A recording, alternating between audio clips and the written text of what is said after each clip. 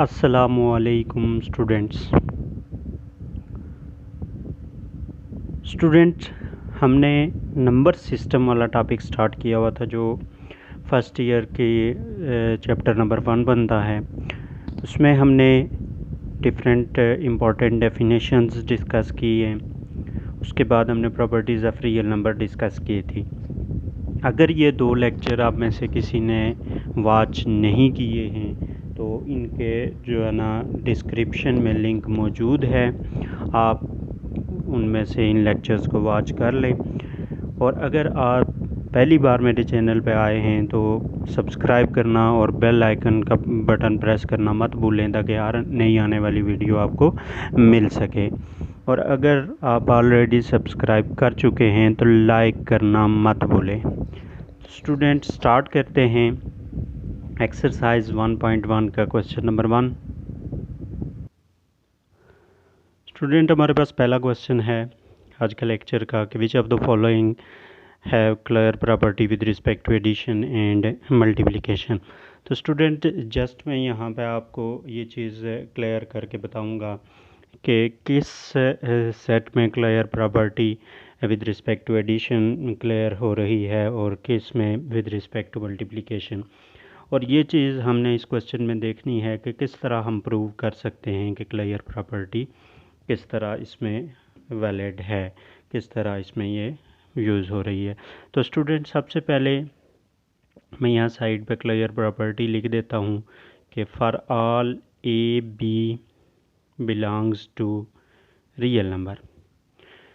ये 2 नंबर अगर किसी भी सेट से बिलोंग करते हों तो इनका सम भी उसी सेट से बिलोंग करेगा और इनकी प्रोडक्ट भी उसी सेट से बिलोंग करेगी। तो स्टूडेंट ये हमारे पास है क्लियर प्रॉपर्टी, उसके मुताबिक हम इसको सॉल्व करते हैं। तो मैं इसको लेट कर लेता हूँ a इक्वल टू 0। अब स्टूडेंट पहली तो बात यह है कि ये यहाँ पे जो प्रॉपर्टी हमने पढ़ी है यहाँ पे 2 डिजिट हमने देखे हैं, लेकिन यहाँ पे आपके पास एक ही डिजिट है। तो जब आप फर्स्ट जो है ना इसमें प्रूव करेंगे विद रिस्पेक्ट टू एडिशन इसमें देखेंगे तो आप 0 को 0 में ही ऐड करें और आंसर चेक करेंगे 0। अब ये आंसर जो है ये ए से बिलोंग करना चाहिए। अगर ये ए से बिलोंग कर रहा है तो इसका मतलब है इसमें क्लियर प्रॉपर्टी होल्ड हो रही है। और अगर ये ए से बिलोंग नहीं कर रहा तो इसका मतलब है कि इसमें क्लियर प्रॉपर्टी होल्ड नहीं कर रही। मतलब जिस सेट में से आप एलिमेंट ले रहे हैं अगर उनका सम भी उसी सेट से बिलोंग कर रहा है तो वो क्लियर प्रॉपर्टी होल्ड कर रहा है।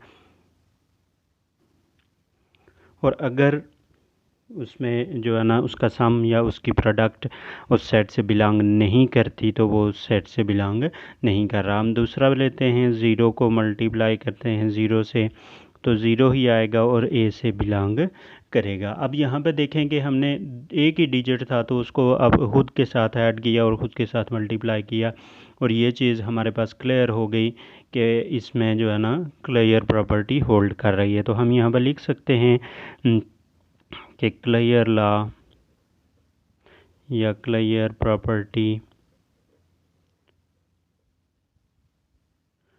Hold with respect to addition and multiplication.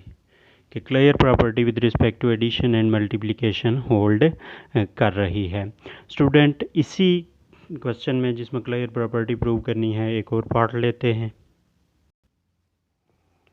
Student next हमारे पास एक पार्ट है कि ये सेट दिया हुआ है 1, इसको मैं लेट कर लेता हूँ b इक्वल टू 1 एंड -1।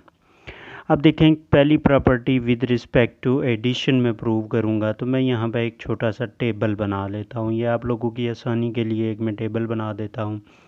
आप इसको अच्छे तरीके से देख लेंगे कैसे टेबल बनेगा। अब देखिए मैं विद रिस्पेक्ट टू एडिशन कर रहा हूँ तो यहाँ प्लस का साइन डालते हैं। पहला डिजिट 1 है, दूसरा -1 है तो दोनों यहाँ पे लिख लो और वही दोनों यहाँ पे लिख लो।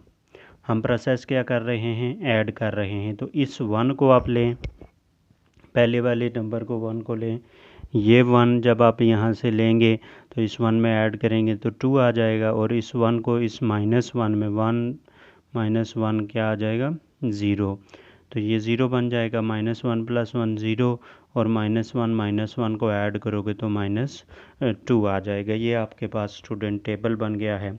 अब यहाँ से हम लेते हैं नंबर्स बारी बारी के 1 + 1 करेंगे तो 2, और 2 नॉट बिलोंग टू बी है।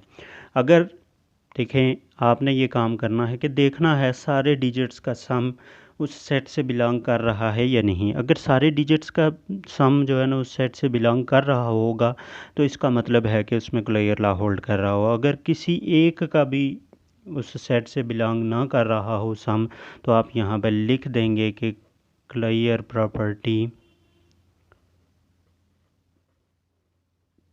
डज नॉट होल्ड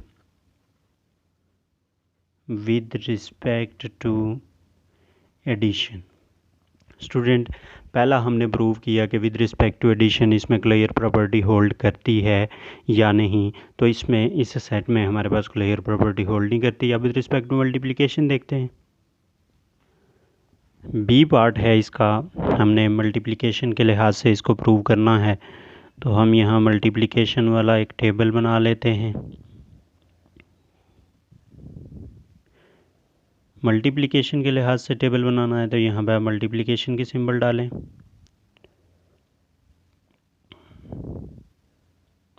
वन को 1 से मल्टीप्लाई करेंगे, 1 को -1 से मल्टीप्लाई करेंगे, इसी तरह -1 को मल्टीप्लाई करो तो ये आपके पास इसका टेबल बन जाएगा। अब हमने बारी बारी प्रूव करना है कि क्या वाकई ये प्रोसेस आ रहा है कि 1 को 1 से मल्टीप्लाई किया तो आंसर हमारे पास 1 आया जो बी सेट से बिलोंग करता है।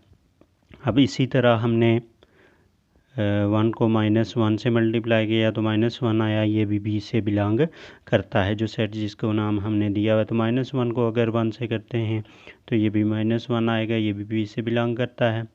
-1 को अगर -1 से मल्टीप्लाई करते हैं तो 1 आता है, ये भी बी से बिलोंग कर रहा है। तो इसका मतलब है कि हमने सारे डिजिट्स को बारी बारी चेक किया।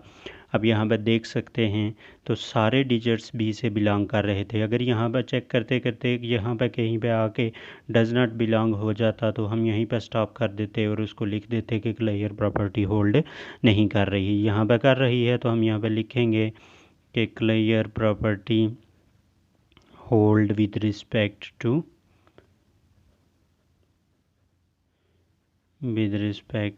मल्टीप्लिकेशन।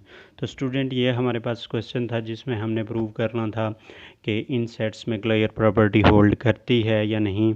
इस एक्सरसाइज में इस क्वेश्चन के अंदर मज़ीद पार्ट्स भी हैं, वो आप लोगों की प्रैक्टिस के लिए छोड़े हैं। अगर आपको इन क्वेश्चंस के रिलेटेड समझ नहीं आई तो आप कमेंट में ज़रूर पूछ सकते हैं। और ये क्वेश्चन जो आपके हैं ये बोर्ड के लिहाज से मोस्ट इम्पॉर्टेंट क्वेश्चन हैं। ये अक्सर आपको शॉर्ट में भी पूछे जाते हैं। ये सारे क्वेश्चन जो हमने क्लियर प्रॉपर्टी वाले किए हैं ये शॉर्ट में भी पूछे जा सकते हैं और एमसीक्यूज़ में भी पूछे जा सकते हैं। तो आपने इनको अच्छे तरीके से प्रिपेयर करना है। नेक्स्ट क्वेश्चन स्टार्ट करते हैं। स्टूडेंट, क्वेश्चन नेक्स्ट हमारे पास है, name the properties used in the following equations. MCQs में ये क्वेश्चन अक्सर आपसे पूछा जाता है, इम्पॉर्टेंट क्वेश्चन है एमसीक्यूज़ के लिहाज से। तो आपने जस्ट प्रॉपर्टीज़ बतानी है। स्टूडेंट, ये प्रॉपर्टीज़ बताने के लिए ज़रूरी है कि जो मैंने लेक्चर आपका जो है ना प्रॉपर्टीज़ ऑफ रियल नंबर्स के रिलेटेड बनाया हुआ है वो वॉच करें। इनको क्वेश्चंस को करने से पहले ये ज़रूरी है कि आप वो लेक्चर वॉच करें। अगर आपने नहीं वॉच किया हुआ तो डिस्क्रिप्शन में उसका लिंक मौजूद है, आप उसको लाजमी वॉच करें। तो स्टूडेंट, हमारे पास ये जो प्रॉपर्टी बन रही है, आप देखें ये ए है आपके पास, और अगर हम इसको बी के लिए रख लेते हैं और इसे सी कह लेते हैं, ये ए और ये बी प्लस सी कह लेते हैं, तो यहाँ पे आप देख सकते हैं कि ये जो हमारे पास प्रॉपर्टी बन रही है ये हमारे पास एसोसिएटिव बन रही है। एसोसिएटिव कैसे बन रही है, अब थोड़ा सा इसको देख लेते हैं। अब यहाँ पे ये चीज़ चेक करें कि पहली तो बात ये है कि इनके अंदर जो सिंबल यूज़ हो रही है वो सेम है, एडिशन की है। अब दूसरी बात ये कि यहाँ पर जो 2 डिजिट ब्रैकेट के अंदर ऐड हो रहे हैं और थर्ड वन बाहर मौजूद है वो भी ऐड हो रहा है, और यहाँ पे फर्स्ट डिजिट को छोड़ के अगले 2 डिजिट को ऐड किया गया है। इस तरह की कंडीशन एसोसिएटिव में बनती है। तो आपने जस्ट प्रॉपर्टी का नाम बताना है। तो ये आपके पास associative property with respect to, यहाँ पे एडिशन का सिंबल है तो विद रिस्पेक्ट टू एडिशन आ जाएगी। ये आपके पास इसकी प्रॉपर्टी बन जाएगी, associative property with respect to addition. Student उसके बाद नेक्स्ट हमारे पास क्वेश्चन है। तो यहाँ पे हमने ये देखना है, तो ये चीज़ मैं यहाँ पे आपके क्लियर करता चलूँ कि अगर किसी भी नंबर के अंदर कोई ऐसा नंबर आप ऐड करें कि आंसर आपके पास ज़ीरो आ जाए, मतलब जैसे हमारे पास ए है, तो ए के अंदर अगर हम माइनस ए ऐड करते हैं और आंसर हमारे पास ज़ीरो आ जाता है, तो इसका मतलब ये हुआ कि ए और माइनस ए एक दूसरे का इन्वर्स हैं। तो स्टूडेंट ये देखें 4.1 और -4.1 जब ऐड हो रहे हैं तो आंसर ज़ीरो आ रहा है। तो इसका ये मतलब हुआ कि ये आपके पास इन्वर्स बन रहे हैं। अब यहाँ पे आपने सिंबल देखनी है कि कौन सी है, एडिशन से इन्वर्स बन रहे हैं। तो आप सिंपली यहाँ पे लिख देंगे कि ये आपके पास एडिटिव प्रॉपर्टी है। उसके बाद स्टूडेंट नेक्स्ट हमारे पास जो इसका पार्ट है, लास्ट थर्ड वन, मैंने इसके क्वेश्चन के सारे पार्ट्स नहीं आपके सामने यहाँ पे प्रैक्टिस किए, चंद क्वेश्चंस किए हैं। आप यहाँ पे देख लें, अगर कोई भी मसला हुआ तो आप डिस्क्रिप्शन में उसको कमेंट में पूछ सकते हैं। स्टूडेंट ये जो हमारे पास क्वेश्चन है, ये पार्ट, इसमें हम प्रॉपर्टी देखते हैं कि कौन सी प्रॉपर्टी बन रही है। तो ये प्रॉपर्टी देखने से पहले अगर आप प्रॉपर्टी डिस्ट्रीब्यूशन की देख लें, रीड कर लें, तो उसके मुताबिक एक बात याद रखें, ऐसी प्रॉपर्टी के जिसमें दो ऑपरेशन हो रहे हों। दो ऑपरेशन से मुराद यहाँ देखें माइनस हो रहा है और इधर मल्टीप्लाई, और यहाँ माइनस भी हो रहा है और ये टर्म मल्टीप्लाई भी हो रही हैं। तो ऐसी प्रॉपर्टी जहाँ पर दो ऑपरेशन हो रहे हों, एडिशन और मल्टीप्लिकेशन बैक वक्त दोनों हो रहे हों, उस प्रॉपर्टी को डिस्ट्रीब्यूटिव प्रॉपर्टी कहा जाता है। अब आपने देखना ये होता है कि जो नंबर मल्टीप्लाई हो रहा है वो लेफ़्ट साइड पे है या राइट पे है। अब देखें ये नंबर लेफ़्ट पे आता है और ये राइट पे आता है, तो ये आपके पास पहली तो बात ये है कि ये डिस्ट्रीब्यूटिव लॉ बन रहा है, डिस्ट्रीब्यूटिव लॉ। अब ये राइट साइड पे है तो आप सिंपल यहाँ पे लिख देंगे राइट डिस्ट्रीब्यूटिव लॉ बन गया है।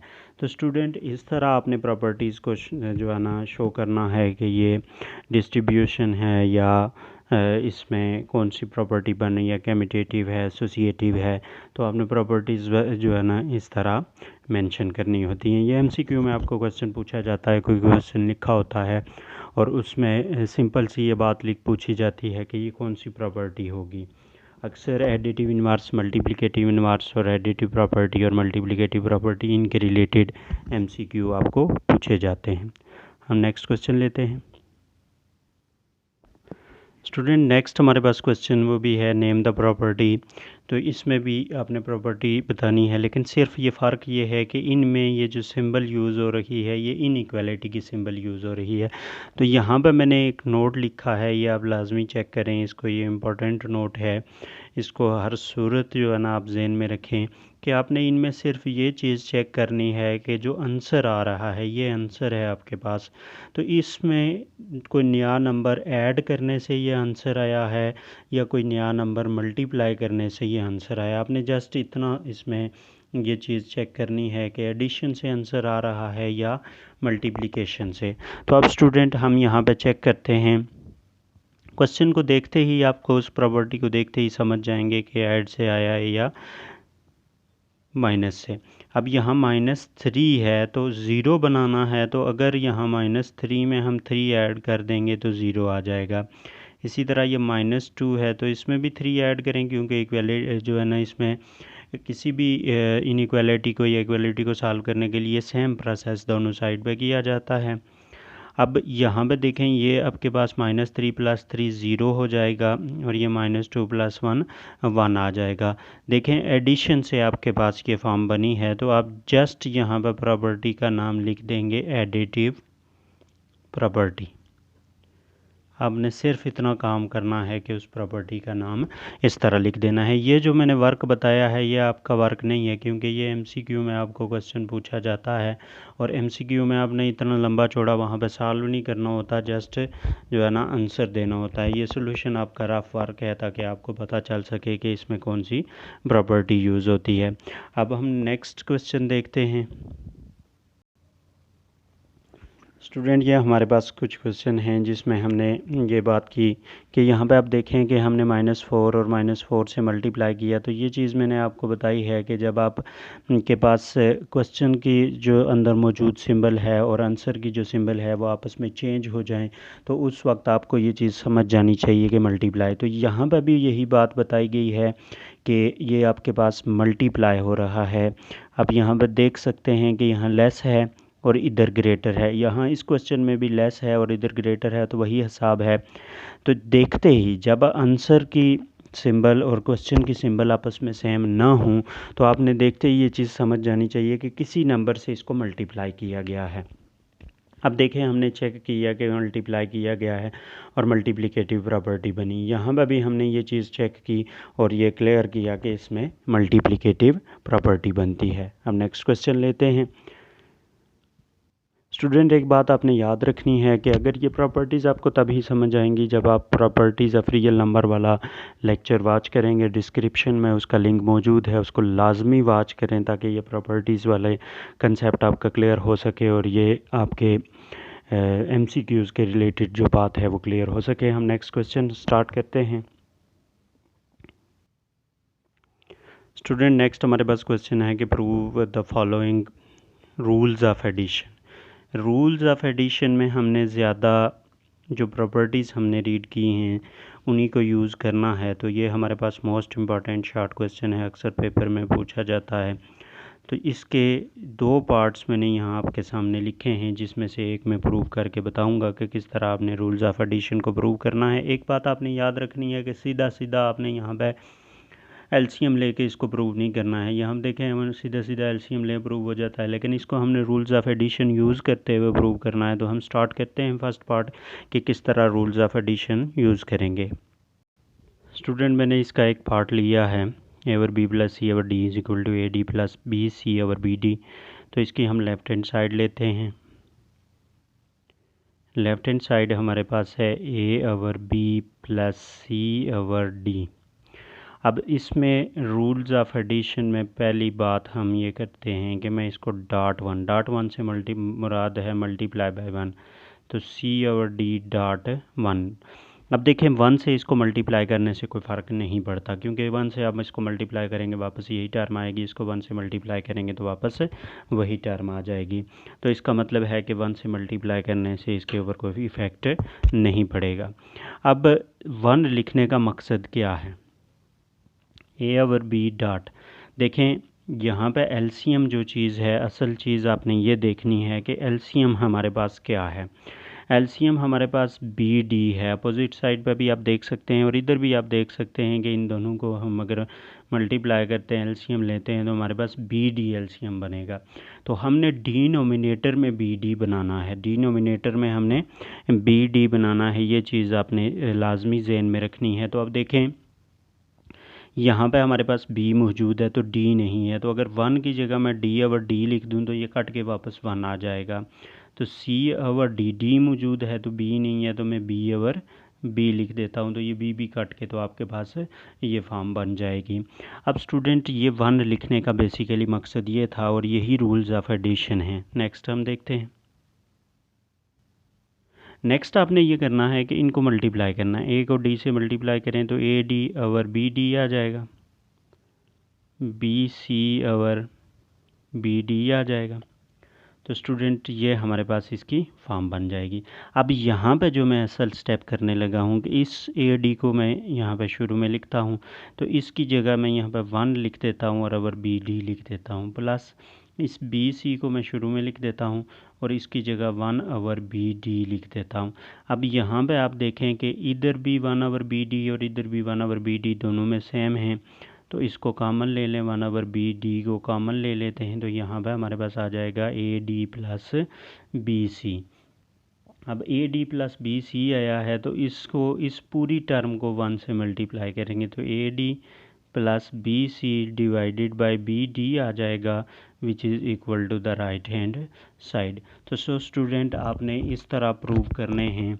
आपके जितने भी इस तरह के पार्ट्स हैं जिसमें रूल्स ऑफ एडिशन आपने यूज़ करना है, ख़ासकर ये क्वेश्चन नंबर जो एक्सरसाइज 1.1 का क्वेश्चन नंबर 4 है वो, और क्वेश्चन नंबर 5 है उसमें भी आपने यही काम करना है। क्वेश्चन नंबर 6 में भी हमने यही कुछ करना है, लेकिन उसके साथ साथ हमने इन प्रॉपर्टीज़ को नाम भी देने हैं। जैसे ये प्रॉपर्टी यूज़ की है, ये यूज़ की है, उसके बाद ये प्रॉपर्टीज़ यूज़ की हैं, ये प्रॉपर्टीज़, इन सब प्रॉपर्टीज़ को हमने साथ मेंशन करना है कि ये कौन सी प्रॉपर्टी है। तो नेक्स्ट क्वेश्चन लेते हैं स्टूडेंट। नेक्स्ट हमारे पास क्वेश्चन है simplify by justifying each step. मैंने ये पार्ट लिया है तो इसको हम सिंप्लीफाई करेंगे और हर एक स्टेप को साथ जस्टिफाई करेंगे। जस्टिफाई से मुराद ये है कि हर एक स्टेप में आपने बताना है कि ये एडिशन यूज़ हो रही है या मल्टीप्लिकेशन। तो स्टार्ट करते हैं स्टूडेंट। हमारे पास जो क्वेश्चन है 4 + 16x/4, अगर मैं इसको इस तरह लिख लूँ कि 4.1, इस 4 को अगर .1 लिख लूँ और इस 16 को 4.4x/4 लिख लिया जाए तो कुछ फ़र्क नहीं पड़ेगा। अब स्टूडेंट, अगर मैं इसको 4.1 + 4.4x इंटू ऊपर में से 1 कॉमन ले लूँ और नीचे में से 4 कॉमन ले लूँ तो आपके पास ये वाली फॉर्म बन जाएगी। स्टूडेंट, यहाँ पे ये जो ला आपके पास बन रहा है ये डिस्ट्रीब्यूटिव है, लेकिन अगले स्टेप में भी डिस्ट्रीब्यूटिव बनेगा, इसलिए मैं वहाँ पे मेंशन कर दूँगा। अब यहाँ पे से 4 और 4 कॉमन आ रहा है, अब कॉमन लेंगे, इधर 1 बच जाएगा और इधर 4x बच जाएगा। ये और ये पार्ट आप कॉमन लेंगे, तो ये कॉमन जो लेंगे तो यहाँ पे इसके साथ इसको आप मल्टीप्लाई कर देंगे। अब देखेंगे ये लेफ़्ट इसका राइट साइड पे मल्टीप्लाई हो रहा है, तो ये डिस्ट्रीब्यूटिव ला है। मैं इसको मेंशन नहीं करूँगा कि ये लेफ़्ट है या राइट है, जस्ट मैं यहाँ पे लिखूँगा कि डिस्ट्रीब्यूटिव ला। उसके बाद ये 4 और ये 4 आप कैंसिल करेंगे तो आपके पास आ जाएगा 1 + 4 × 1। अब ये 1 किसकी वजह से आया है? कैंसलेशन लॉ की वजह से, क्योंकि हमने 4 और 4 को कैंसिल किया है। तो आप यहाँ पे मेंशन करेंगे कि ये आपके पास कैंसलेशन लॉ बन रहा है। तो स्टूडेंट, ये आपके पास इसकी जो है ना आ गई। अब 1 को इससे मल्टीप्लाई करेंगे तो आपके पास 1 + 4x आ जाएगा। तो ये आपके पास जब 1 से मल्टीप्लाई करते हैं तो मल्टीप्लिकेटिव आइडेंटिटी बन जाती है, मल्टीप्लिकेटिव आइडेंटिटी। तो स्टूडेंट, आपने इस तरह इन क्वेश्चन को प्रूव करना है। तरीक़ाकार हमारे पास प्रीवियस क्वेश्चन जैसा ही है, सिर्फ ये है कि हर एक स्टेप के साथ आपने ये बताना है कि ये क्या किया है, हमने किस प्रॉपर्टी को यूज़ किया है। तो अब स्टार्ट करते हैं नेक्स्ट क्वेश्चन इसी की तरह का एक प्रॉपर्टीज़ में। नेक्स्ट हमारे पास क्वेश्चन है 1/4 + 1/5 डिवाइडेड बाय 1/4 - 1/5। तो मैं इसे इधर से इसका सोल्यूशन स्टार्ट कर लेता हूँ। पहला स्टेप हम वही करेंगे, 1/4.1 + 1/5.1 डिवाइडेड बाय 1/4.1 - 1/5.1 इक्वल टू। अब देखें कि यहाँ 1/4 4 और 5 का अगर हम एलसीएम लेते हैं तो हमारे पास 4/5 का एलसीएम हमारे पास 4 × 5 20 आ जाता है। तो हमने यहाँ पे बेस में 20 बनाना है, तो 4 मौजूद है हमारे पास, हमें 5 चाहिए, तो 5 के साथ मल्टीप्लाई और डिवाइड, प्लस यहाँ पे 5 मौजूद है तो हमें 4 चाहिए, तो 4 के साथ मल्टीप्लाई और डिवाइड, और यहाँ पे आपके पास यही सेम स्टेप है, बस जस्ट सिंबल का फ़र्क है। 4/4। अब स्टूडेंट, नेक्स्ट जो आपने स्टेप करना है, आपने इनको मल्टीप्लाई करना है। तो मल्टीप्लिकेशन में आप यहाँ पे देखें कि सिंपल सी जो है इसकी मल्टीप्लिकेशन आपके पास आ जाएगी।